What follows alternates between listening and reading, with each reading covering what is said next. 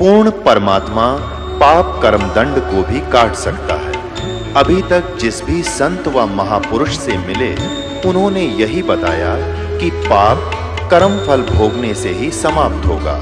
वो प्रभु कौन है जो पाप कर्म को काट देता है, वो काल के बंधन से छुड़वा देता है। उसका क्या नाम है, पूजा की विधि क्या है? कृपया अवश्य सुनिए जगत गुरु तत्वदर्शी संत रामपाल जी महाराज के अमृत वचन।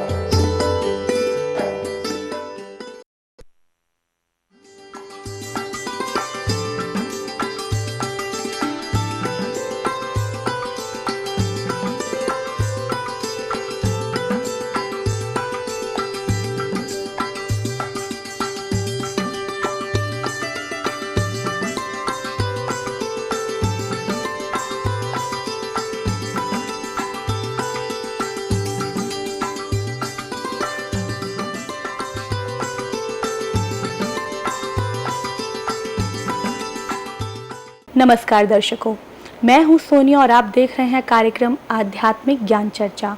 तो आइए शुरुआत करते हैं कार्यक्रम की और जानते हैं आर्य समाज प्रमुख के विचार। श्री सुरेंद्र कुमार जी, जो कि वैदिक लेखक एवं प्रवक्ता हैं, साथ ही साथ जो कि गवर्नमेंट पीजी कॉलेज गुड़गांव के प्रिंसिपल भी रह चुके हैं। और हमारे साथ मौजूद हैं श्री धर्मपाल आर्य जी, जो कि आर्य नेता हैं और दिल्ली आर्य प्रतिनिधि सभा के वरिष्ठ उप प्रधान हैं। यहाँ मैं धर्मपाल जी आपसे जानना चाहूँगी कि यहाँ पर ये कहते हैं कि स्वामी दयानंद ने सत्यार्थ प्रकाश के सप्तम समोल्लास में कहा है कि ईश्वर से मेल होता है और ईश्वर का साक्षात्कार होता है। इससे पता चलता है कि स्वामी दयानंद ईश्वर को साकार मानते हैं, क्योंकि मेल और साक्षात्कार साकार का स्थूल ही होता है। इस प्रकार स्वामी दयानंद जो परमात्मा को निराकार मानते हैं, तो क्या उन्हें परमात्मा का ज्ञान नहीं है? इस बारे में आप क्या कहना चाहेंगे? सोनिया जी, आपने बहुत सुंदर प्रश्न किया। दरअसल में मैं अपने दर्शकों को एक बात बताना चाहूँगा कि स्वामी दयानंद ने जो कुछ कहा, जो कुछ लिखा, जो उनके साहित्य में हम देखते और पढ़ते हैं, उसमें एक विशेषता है, वो तर्क और प्रमाण को हमेशा साथ रखते हैं। स्वामी दयानंद ने कोई भी बात कही तो वो तार्किक दृष्टि से पूरी उतरती है और प्रमाण की दृष्टि से वेद, शास्त्र, उपनिषद और दर्शन ग्रंथों का उसमें आधार है। स्वामी दयानंद की कोई भी चर्चा, कोई भी बात तर्क और प्रमाण पर खरी उतरती है। स्वामी दयानंद ने उपनिषदों के अतिरिक्त, दर्शन ग्रंथों के अतिरिक्त वेद को प्रथम प्रमाण के रूप में प्रस्तुत किया है। यजुर्वेद का ही एक मंत्र मैं आपके सामने रखूंगा, सपर्यगात् शुक्रम अकायम। अकायम, यहाँ परमात्मा को वेद में अकायम कहा, उसके शरीर नहीं है, काय नहीं है। स्वामी दयानंद इस बात को मानते हैं, परमात्मा निराकार है, उन्हें इस बात को कहने में कोई हिचक नहीं। वो फंस गए ऐसा नहीं है, क्योंकि ये जाहिरा तौर पर बात है कि आर्य समाज, स्वामी दयानंद और वेद परमात्मा को निराकार मानते हैं। यदि हम बात करें संत रामपाल दास जी की, जिनके बहुत से आरोप हमारे दर्शक देखते हैं, जो कि स्वामी दयानंद की जो किताब जो लिखी गई है उसके ऊपर उन्होंने बहुत से ऐसे आरोप प्रत्यारोप करे हैं। जैसे कि ये कहते हैं, संत रामपाल दास जी कहते हैं कि स्वामी दयानंद ईश्वर को निराकार मानते हैं और ये उनकी सोच गलत है। स्वामी दयानंद ने अपनी सोच को मेंटेन करने के लिए वेद मंत्रों के अर्थों को घुमा फिरा कर उनका अनर्थ किया है, साथ ही उनका ऊट पटांग अर्थ किया है। इस विषय में सर मैं आपसे जानना चाहूँगी, आप ये क्या कहना चाहेंगे और हमारे दर्शकों को इस बारे में थोड़ी जानकारी दें। बंदी छोड़ भक्ति मुक्ति आश्रम बरवाला, जिला हिसार, हरियाणा के संचालक संत रामपाल दास की समस्या यह है कि वे शास्त्रीय परंपरा के व्यक्ति नहीं रहे। इसी कारण उनको शास्त्रीय नियमों की जानकारी नहीं है। उन्होंने विधिवत गुरु चरणों में बैठकर शास्त्रों का अध्ययन भी नहीं किया। वेद वेदांग आदि शास्त्रों का अध्ययन न करने के कारण वे वेदांगों के मर्म को, वास्तविक रहस्य को नहीं समझ पा रहे हैं। वे विशुद्ध रूप से हिंदी भाषा का ज्ञान भी नहीं रखते, उसका शुद्ध उच्चारण वे नहीं कर सकते, और संस्कृत तो उनके लिए बहुत ही कठिन है। उसके नियमों की जानकारी, वेद के अर्थों को करने के नियमों की जानकारी उनको नहीं मिल पाई है। यही कारण है कि वे महर्षि दयानंद के ऊपर आक्षेप लगा रहे हैं अपने अज्ञानता के कारण। महर्षि दयानंद ने वेद वेदांग शास्त्रों को अनेक वर्षों तक गुरु चरणों में बैठकर पढ़ा है, और आश्चर्य की बात यह है कि जो वेदार्थों को न जानने वाला, संस्कृत और हिंदी भाषा के व्याकरण को न जानने वाला व्यक्ति आज उनके अर्थों में दोष निकाल रहा है, वह वस्तुतः स्वामी दयानंद के दोष नहीं हैं, अपितु संत रामपाल दास की अज्ञानता के दोष हैं अथवा उनके अध्ययन के अभाव के दोष हैं। तो महर्षि दयानंद का अर्थ बिल्कुल सही है। संत रामपाल दास का जो अर्थ है वो वैदिक नियमों और संस्कृत ग्रामर के विरुद्ध है। तो दर्शकों, ये थे आर्य समाज प्रमुख के विचार, और आइए अब जानते हैं जगत गुरु तत्वदर्शी संत रामपाल जी के विचार। महाराज जी, परमात्मा साकार है या निराकार है? परमात्मा सर्वव्यापक है या एक स्थान पर रहता है? आप जी के क्या विचार हैं? सतगुरुदेव की जय। बंदी छोड़ कबीर साहिब की जय। बंदी छोड़ गरीबदास जी महाराज जी की जय हो। स्वामी राम देवानंद जी गुरु महाराज जी की जय हो। ग्रीब नमो नमो सतपुरुष को नमस्कार गुरु की नहीं। सुर नर मुनि जन साधुआं संतों सर्वस दे नहीं। सतगुरु साहेब संत सब डंडो तुम प्रणाम। आगे पीछे मध हुए तिनको जा कुर्बान। पुण्यात्मा, परमात्मा साकार है और एक स्थान पर विराजमान है, वो नर आकार है। आपको दिखाते हैं ढेर सारे प्रमाण वेदों में कि परमात्मा साकार है, नर आकार है, ऊपर के लोकों में विराजमान है, वहाँ से गति करके आता है और अपने तत्व ज्ञान को स्वयं ही सुनाता है, बताता है। कवियों की तरह वो आचरण करता है। जो ये कहते हैं कि परमात्मा निराकार है और वेदों में निराकार लिखा है, उन्होंने वेदों का कैक है भी पता नहीं। और महर्षि दयानंद पूर्ण रूप से अज्ञानी थे, उनको वेदों का कैक है भी ज्ञान नहीं था। आपके सामने आप ढेर सारे प्रमाण प्रस्तुत करते हैं। पुण्यात्माओं, ये दयानंद के चेले कहते हैं रामपाल ने ना तो संस्कृत आती, ना वो विशुद्ध रूप से उच्चारण कर पाता। अरे भले आदमियों, जैसे कोई बालक है, छोटा सा बच्चा तोतला बोलता हो तो माँ उसकी सारी भाषा समझती है। भी केम चाव है, दूध मांगे है कि रोटी मांगे है। रोटी कहेगा तो भी माँ समझ जाएगी रोटी मांगे है। हाँ, दूध दू करेगा तो भी समझ जाएगी दूध मांगे है। तो नो समझ लो, दास उस परमात्मा का बालक है और मेरा परमात्मा मेरी सारी भाषा समझता है। और इन आचार्यों ने और इन विद्वानों ने, दयानंद के चेलिया ने सारी उम्र खोदी गछामी गछामी करता ने। और ये दयानंद के चेले नो कहे रामपाल ने वैदिक रीति से वेद नहीं पढ़े। ये दयानंद ने तुमने पढ़ रखे वेद काट दी टाट, ज्ञान भर दिया, कख भी नहीं पता इन लोगों को। और सबसे बड़ी खुशी तो ये मनानी चाहिए, इनको कुछ अकल आनी चाहिए जो विरोध कर रहे हैं दास का, कि ये कहते हैं रामपाल ने संस्कृत नहीं आती और ये सारे ग्रंथ खोल के दर दिए। तो यही दिमाग से काम ले लो, हु इज रामपाल, ये दास उस परमात्मा का। ये रामपाल दास उस परम पिता का, उस परमेश्वर कबीर देव का दास है। उसकी दी हुई बुद्धि से सब सदग्रंथों को समझा है। कहते 9 मन सूत उड़ जिया, ये ऋषि रहे झकमार। और सतगुरु यानी तत्वदर्शी संत ईसा सुलझा दे, उड़ जाने दूजी बार। अब ईसा सुलझा दिया है इस कलयुग में नहीं उलझ सकता अभी। अब ये थोड़े से दिन में ये ट्या ट्या करने वाले हैं ना विरोधी, सिर पटक कर बैठ जाएंगे, जनता इन्हें बोलने नहीं देगा। बच्चा बच्चा भी बस चुप हो जाओ, तेरे दिन सुन ली तुम्हारी ये बकवाद। अरे सामने प्रमाण दिखा रहा है, दास ने गला पड़ा लिया और जेल तक जा लिया इस सच्चाई को ऊपर लाने के लिए, और ये फिर भी बकवाद कर रहे हैं।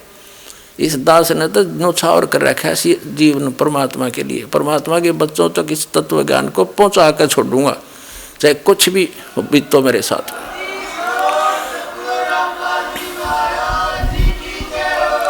गदर मचा रखे नकली संतों, आचार्यों, शंकराचार्यों ने, दुनिया डबो दी। इतने अनमोल जीवन को नाश करें, इनको पता नहीं कि इतना कीमती जीवन है इनका।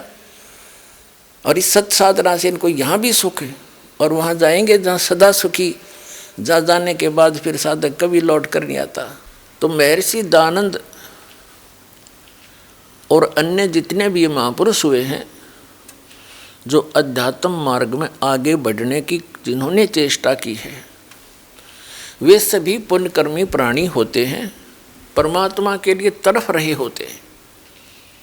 और उसी तरफ में ये महापुरुष इधर उधर जाते हैं, उनको मालूम होता है, धीरे धीरे ज्ञान होता है एक दूसरे से सुनकर कि परमात्मा की जानकारी तत्वदर्शी संत बताया करते हैं।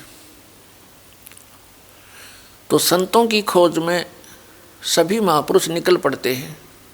पुण्यात्माएं जितनी भी हैं वो भगवान की भक्ति बिना नहीं रह सकते, उसके लिए वो संतों के पास जाते हैं। उनका सौभाग्य और दुर्भाग्य साथ होता है, उनको जैसे संत मिलते हैं वो उनको परम संत मानकर आश्रित हो जाते हैं। उनके द्वारा प्राप्त ज्ञान पर वो दृढ़ होकर लग जाते हैं। उन्हीं में से एक ये महर्षि दयानंद पुण्यकर्मी प्राणी थे। इनके घर में किसी चीज़ की कमी नहीं थी, ब्राह्मण वर्ण में जन्म था। इनके पूज्य पिताजी उदिच्य ब्राह्मण थे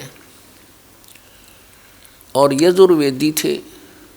यजुर्वेद का वो पाठ करते थे और जमीन भी थी इनके कुछ। महर्षि दयानंद के पूज्य पिताजी, सरकार से भी कुछ पद प्राप्त था उनको और कुछ सेना भी रखते थे। ऐसे संपन्न घर को त्याग जाना ये कोई छोटी बात नहीं। और किस लिए? परमात्मा के लिए। तो वो महापुरुष घर से निकल गया, भाग गया, घर छोड़ के भाग गया। उसने अपने जीवनी में लिखा है। तो निकला था भगवान पाने के लिए। आगे उनको वो तत्वहीन प्राणी संत मिल गए, ऋषि मिल गए, ब्राह्मण मिल गए, गुरु। महर्षि दयानंद जी ने 13 गुरु किए और अन्य से बहुतों से ज्ञान ग्रहण किया, लेकिन उनकी जीवनी में लिखा है वो 13 गुरु उन्होंने धारण किए और उनके चरणों में बैठ कर उन्होंने वेद ज्ञान, वैदिक ज्ञान प्राप्त किया। और उन अज्ञानियों से ग्रहण ज्ञान के आधार से स्वयं वक्ता बन गए। ये जिज्ञासु बन के निकले थे और उस तत्व ज्ञान के आधार से वो वक्ता बन गए, औरों को ज्ञान प्रचार करने लगे उस अड़ंगे का जो 13 ज्ञानियों से ग्रहण किया था। और उसका अपना अनुभव उन्होंने अपने जो जीवन काल में जो कुछ भी जाना समझा, वेदों को अपना अनुभव किया, वो सत्यार्थ प्रकाश नामक एक पुस्तक बना के समाज को प्रवेश कर दिया। महापुरुष चले जाते हैं, उनके बाद उनके ज्ञान का जो प्रतीक है, उन्हीं का जो साक्षी है, उनका अनुभव होता है। तो महर्षि दयानंद का जो अनुभव है वो उनके सत्यार्थ प्रकाश नामक पुस्तक में लिपिबद्ध है और वो टोटली वेद विरुद्ध है। तो ये महर्षि कौन से साइड पे था? जब एक भी वेद से ज्ञान नहीं मिलता इसका, और वेदों को सत्य मानता है। और इनके चेले ने कहे रामपाल ने संस्कृत ना आती, और महर्षि दयानंद ने तो गुरुओं के चरणों में बैठ कर वैदिक ज्ञान प्राप्त किया था। अब जिन गुरुओं से उसने जैसा ज्ञान प्राप्त किया था वैदिक, अब इसके सत्यार्थ प्रकाश से और वेदों से तोल कर यह दास दिखा होगा। पुण्यात्माओं, जो व्यक्ति वेदों से परिचित नहीं और वेदों को आधार मान के श्रद्धालुओं को ज्ञान बांटते हैं, तो उन्होंने भगत समाज के सामने सत्य पेश नहीं किया, असत्य का डंडोरा पीट दिया, असत्य की बुनियादी कर डाली। आर्य समाज के व्यक्ति सभी ये मानते हैं कि महर्षि दयानंद जी वेदों के पूर्ण विद्वान थे, और वो ये भी मानते हैं कि महर्षि दयानंद जी ने वेदों के आधार से सत्यार्थ प्रकाश नामक पुस्तक की रचना की है। और ये भी कहते हैं आर्य समाज और महर्षि दयानंद तथा वेद परमात्मा को निराकार मानते हैं। आर्य समाज और महर्षि दयानंद तो कुछ भी मानते रहो, पर वेदों का नाम लेकर भी क्यों झूठ बोलते हो तुम? वेदों को क्यों बदनाम करते हो? देखिएगा, वेद परमात्मा को साकार बताते हैं, नर आकार बताते हैं, सशरीर बताते हैं। उसका नाम कबीर देव है, कबीर। हम उसको कबीर साहब कहते हैं। महर्षि दयानंद जी और उनके अनुयायी नहीं मानते कि परमात्मा कहीं ऊपर किसी एक स्थान पर विराजमान है, जबकि वेदों में ढेर सारे प्रमाण हैं कि परमात्मा एक स्थान पर ऊपर के लोक में रहता है और वहाँ से गति करके चल के यहाँ आता है, अच्छी आत्माओं को मिलता है। अब आपके समक्ष इन्हीं आर्य समाज के प्रवर्तक महर्षि दयानंद सरस्वती जी द्वारा अनुवादित तथा उनके ही अनुयायी आचार्यों द्वारा अनुवादित वो वेद रूबरू करते हैं, जिनमें परमात्मा सशरीर नर आकार मनुष्य सदृश है, राजा के समान देखने में ऊपर के लोक में विराजमान है, वहाँ से गति करके यहाँ आता है और अच्छी आत्माओं को मिलता है। देखिएगा, ऋग्वेद ये 9 और 10 मंडल इकट्ठे ही अनुवादित हैं। हिंदी भाषा ये कौन है इन प्रकाशक और अनुवादक? सार्वदेशिक आर्य प्रतिनिधि सभा, महर्षि दयानंद भवन, रामलीला मैदान, नई दिल्ली। ये इनके फ़ोन और फैक्स नंबर हैं। आर्य भाषा से यानी अनुवाद करता मुद्रक हैं Prince offset printers, 1510 Pataudi house, Daryaganj, नई दिल्ली। फ़ोन नंबर इतने उनके। इन्हीं का अनुवाद है। एक विशेष आश्चर्य की बात है पुण्यात्माओं, जो वेदों के जानकार कहलाते हैं और परमात्मा को निराकार बताते हैं, उन्हीं के कर कमलों से अनुवादित हैं ये वेद। यहाँ परमात्मा ने दया करी आप और हम पर, इनकी बुद्धि पर पत्थर डाल दिए, इन चंद श्लोकों के अनुवाद ठीक करवा दिए। अन्यथा यदि ये दास अनुवाद करता, ऐसा ही करना था। लेकिन ये कहते कि रामपाल को संस्कृत नहीं आती, उसने गुरुओं के पास बैठ कर जो ना वैदिक रीति से ग्रंथों को पढ़ा नहीं, यह भी समस्या हल करवा दी परमपिता ने आपके लिए। इन्हीं इंजीनियरों के द्वारा अनुवाद करवा दिया।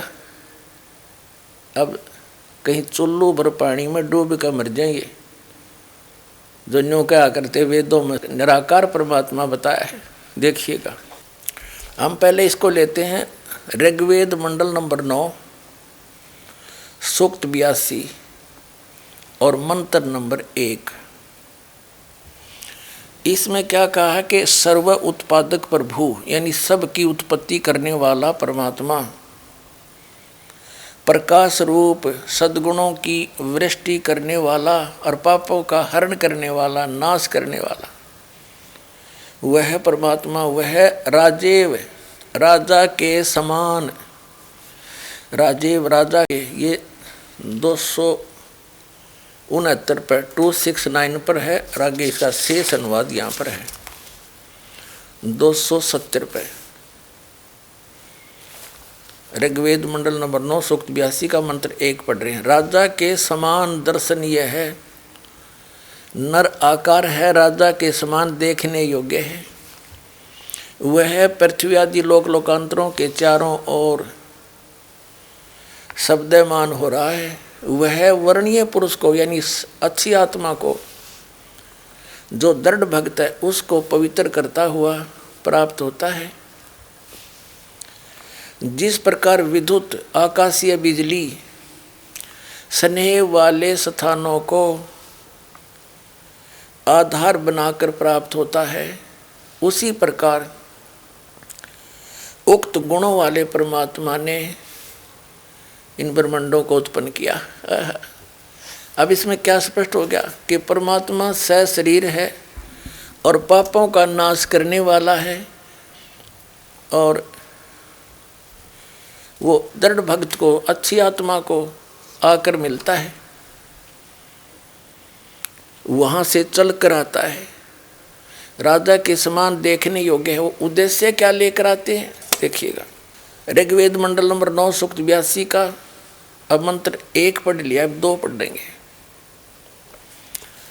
हे परमात्मन, उपदेश करने की इच्छा से आप यानी तत्व ज्ञान बताने के लिए आप महापुरुषों को प्राप्त होते हो, उनको मिलते हो। आप अत्यंत गतिशील पदार्थ के समान हमारे आध्यात्मिक यज्ञ को प्राप्त होते हैं। आप इन्होंने कबीर का अर्थ सर्वज्ञ कर दिया। ये है कबीर वेदस्य, जो पर लगा है, संधि छेद करके इन्होंने इसका अर्थ सर्वज्ञ कर दिया। यहाँ लिखना था आप कबीर देव हैं, शुद्ध स्वरूप हैं, हमारे पापों को दूर करके हे सोम, हे अमर परमात्मा, आप हमको सुख दें।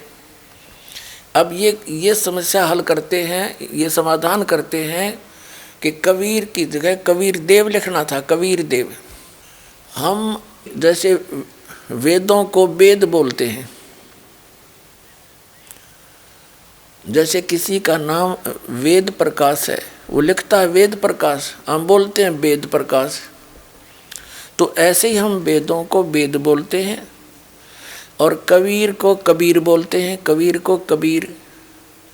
तो ये सिद्ध करते हैं कि जहाँ कवि लिखा है ना अपसर्ग लगा के, तो बुद्धिमान व्यक्ति जो परमात्मा से परिचित है, आत्म ज्ञान से परिचित है, वो यदि अनुवाद करेगा तो यहाँ लिखेगा कबीर देव।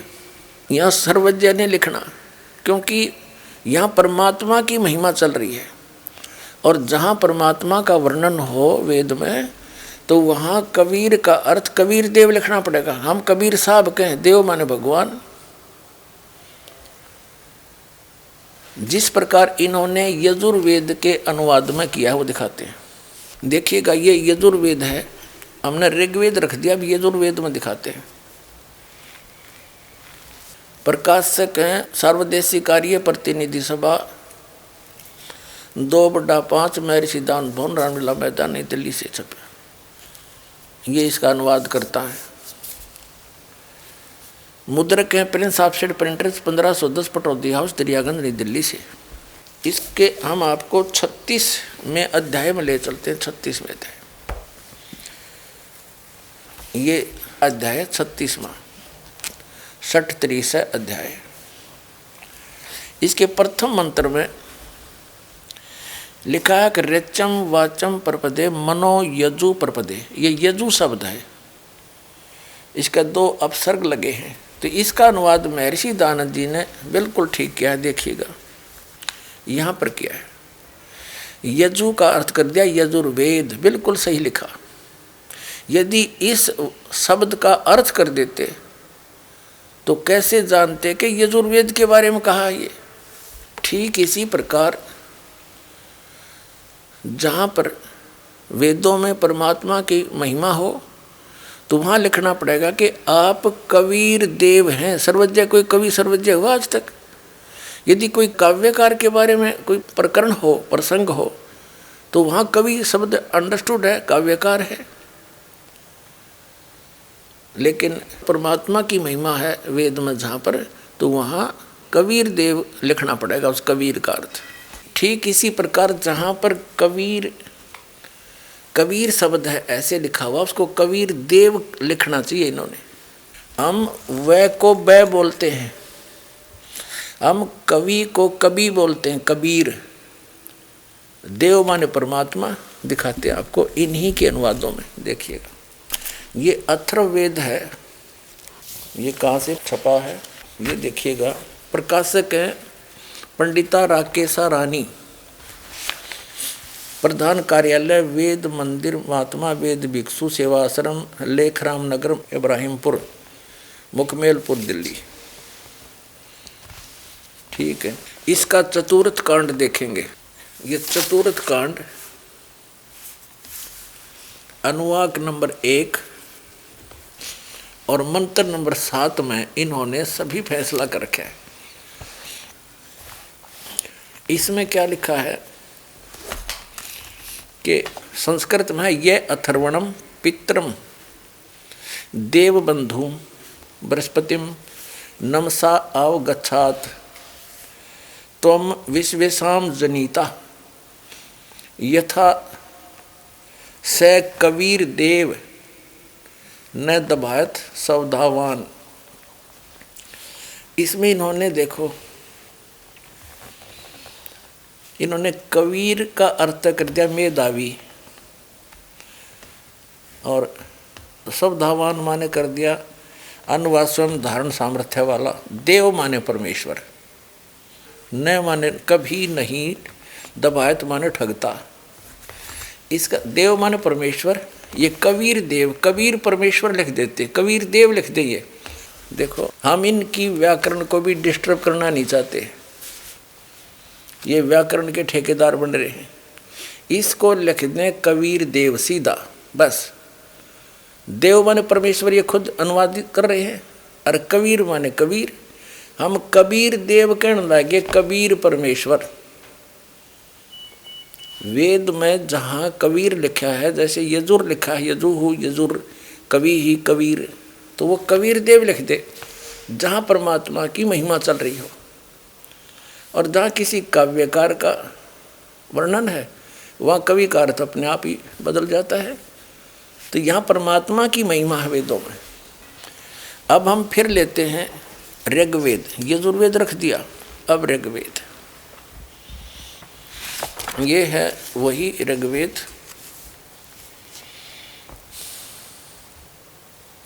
अनुवादकर्ता और ये मुद्रक ये है।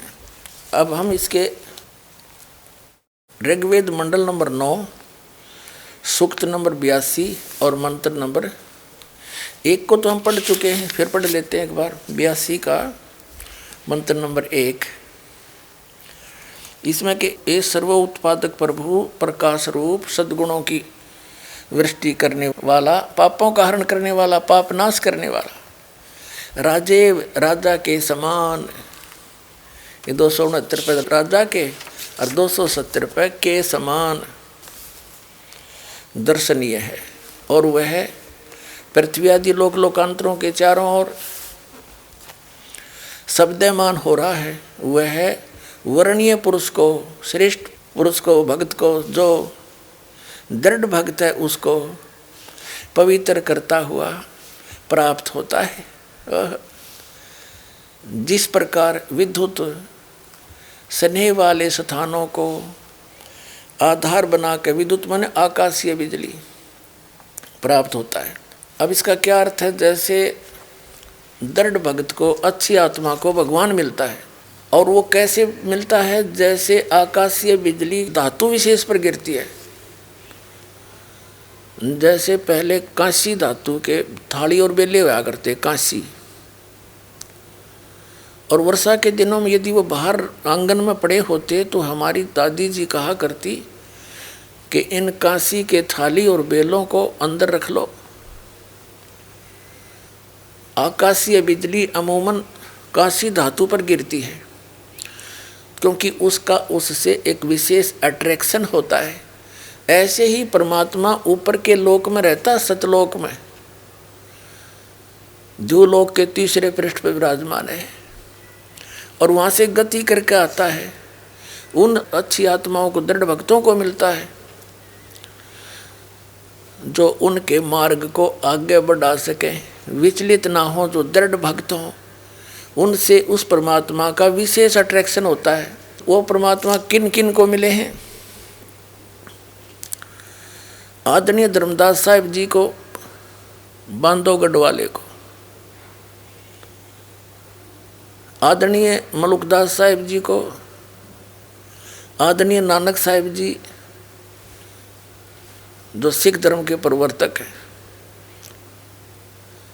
आदरणीय दादू साहिब जी को, आदरणीय गरीबदास साहिब जी गांव छुड़ानी जिला झज्जर वाले को, आदरणीय घीसा दास साहिब जी गांव खेखड़ा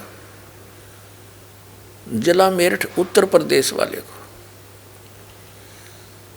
और आदरणीय महर्षि रामानंद जी को।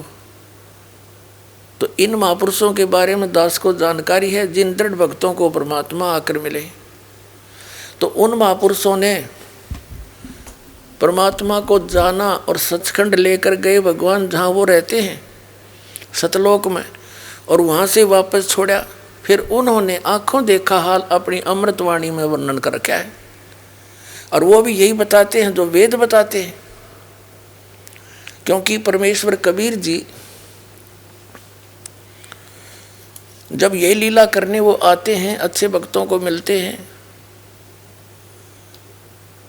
तो उन्होंने स्वयं आकर बताया था कि वेद मेरा भेद है, मैं ना मिलूं वेदन के माही, और जौन वेद से मैं मिलूं वो वेद जानते नहीं। ये चारों वेद कबीर परमेश्वर जी कहते हैं मेरी ही महिमा का गुणगान करते हैं।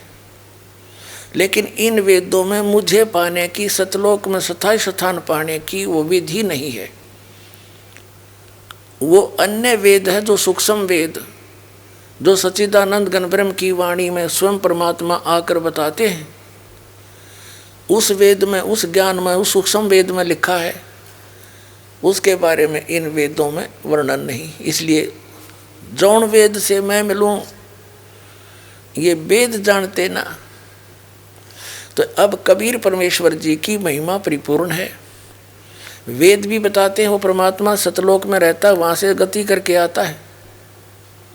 और ये लीला परमेश्वर ने की हुई, कबीर परमेश्वर जी ने, जिसको धानक जुलाहा कहा करते, जो 600 वर्ष पहले सहश्री राय थे, कमल के फूल पर एक शिव स्वरूप धारण करके विराजमान हुए थे। और उसके बाद नीरुनिमा नाम के एक निसंतान दंपति थे, वो उनको उठा ले गए। वहाँ उनकी परवरिश की लीला हुई।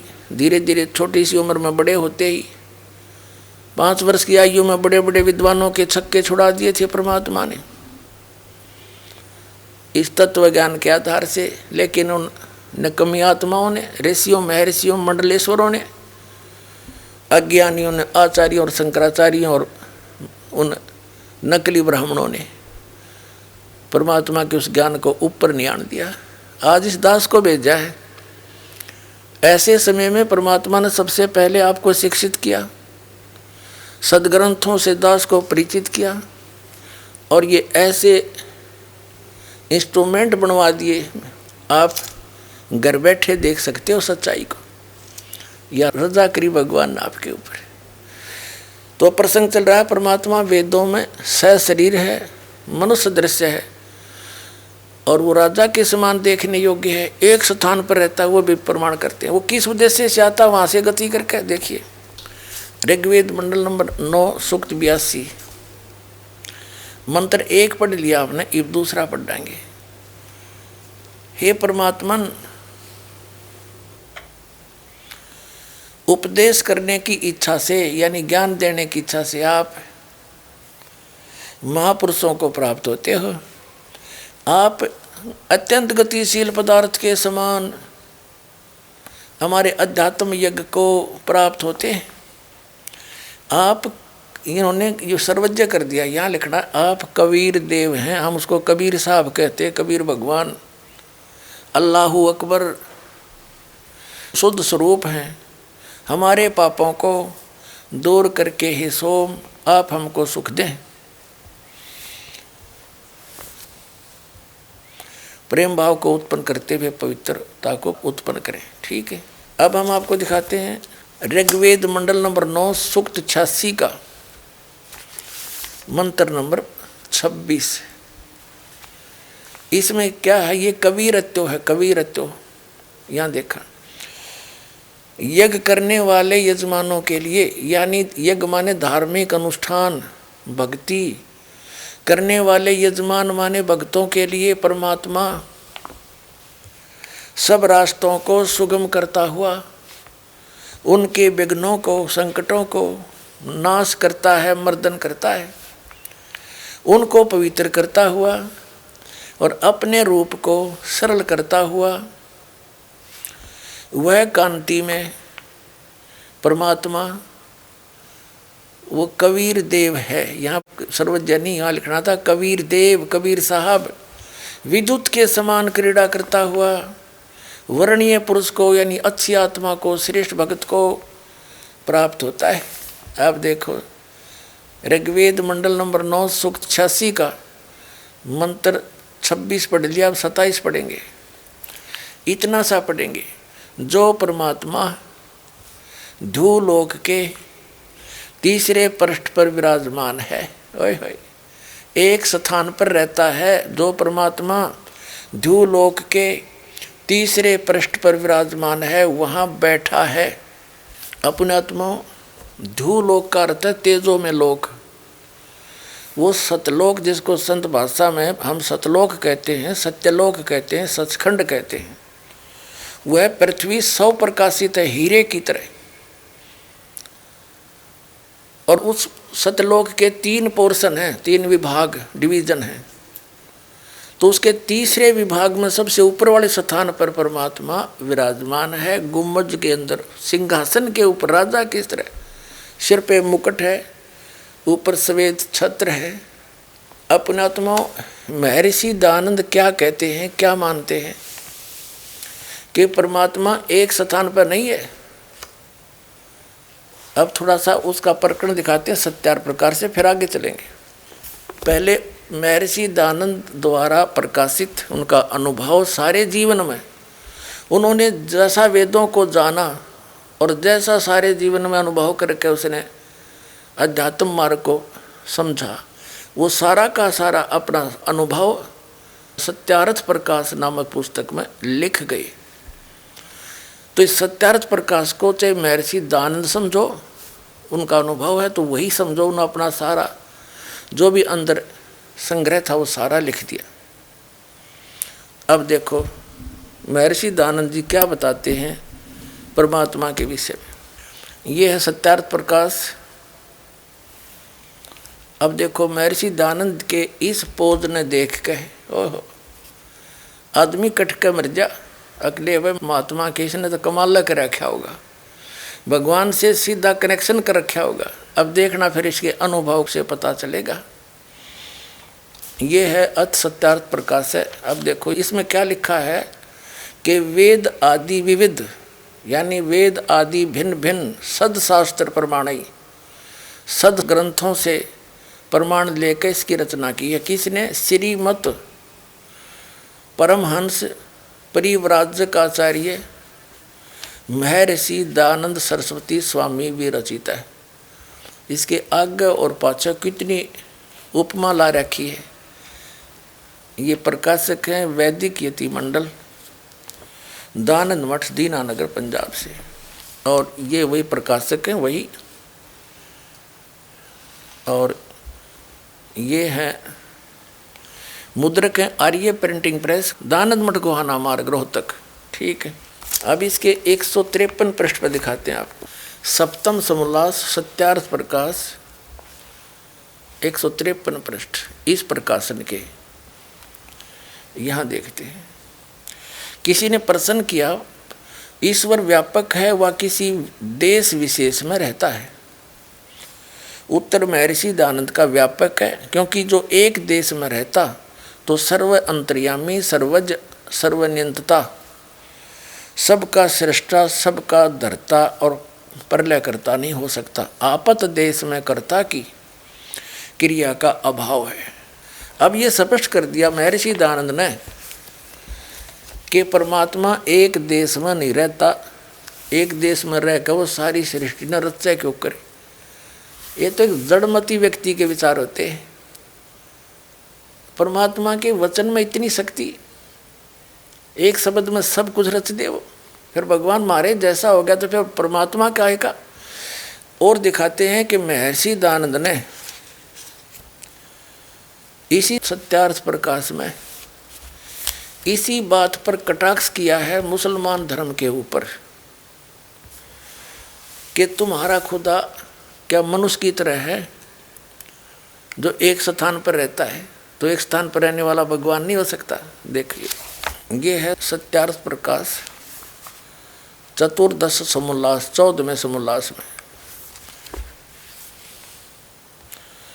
480 पे 480 पृष्ठ है। इसमें निश्चय ही परवरदिगार तुम्हारा अल्लाह है, जिसने पैदा किया आसमानों और पृथ्वी के बीच 6 दिन के, फिर करार पकड़ा, अर्श के तदबीर करता है काम की।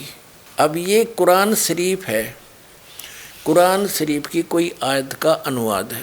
महर्षि दयानंद ने इसके ऊपर कटाक्ष किया है, मिथ्या आलोचना की है ज्ञानता से। क्या कहा है? ये सिद्ध करता है कि ये लिखा है कि तो जो हो मेरे हुक्म से और हो गया। जब कुरान में ऐसा लिखा है फिर 6 दिन कभी नहीं लग सकते, इससे 6 दिन लगना झूठ है। जो वह व्यापक होता तो ऊपर अर्श के क्यों ठहरता, और जब तदबीर करता है काम की तो ठीक तुम्हारा खुदा मनुष्य के समान है। महर्षि दयानंद नहीं मानते खुदा परमात्मा मनुष्य के समान है, यह कटाक्ष कर रहा है। क्योंकि जो सर्वज्ञ है वह बैठा बैठा तदबीर क्या करेगा। इससे विदित है कि ईश्वर को न जानने वाले जंगली लोगों ने यह पुस्तक बनाया होगा।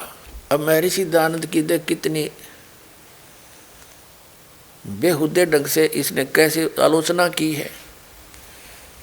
और ये क्या कहना चाह रहा है कि तुम कह रहे हो कि खुदा ने 6 दिन में सृष्टि रची, 7वें दिन तख्त पर जा बैठा, तो तख्त पर बैठ गया और तो उसका मतलब वो मनुष्य जैसा हुआ।